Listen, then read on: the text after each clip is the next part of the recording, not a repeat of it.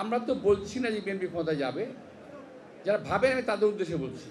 সংস্কারের কথা বলছেন, করেন, আমাদের কোনো আপত্তি নাই, যতটুকু লাগে করেন, কিন্তু যথাসময়ে দেশের মানুষের প্রত্যাশা অনুযায়ী নির্বাচন দেবেন। কিন্তু তার আগে আমরা আমাদের অবস্থান থেকে বারবার বলেছি যে আওয়ামী লীগের প্রেতাত্মাকে রেখে হাসিনা চলে গেছে, কিন্তু তার প্রেতাত্মারা সব রয়ে গেছে। আমার সামনে এখন 8 জনের নাম আছে, আমি এখন বলবো না, সবাই সচিব হিসেবে আজকে মন্ত্রণালয়ে অবস্থান করছে।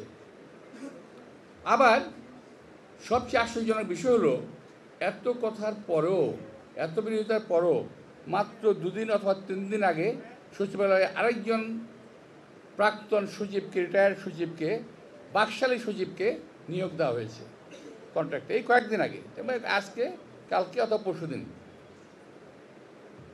এখন বাকশালীদের প্রেতাত্মাকে বগল দাবা করে নিয়ে আপনারা কী সংস্কার করবেন?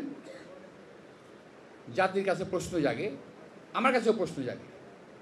আমরা কি আওয়ামী লীগকে আবার ফিরিয়ে আনার রাস্তা করে দিচ্ছি?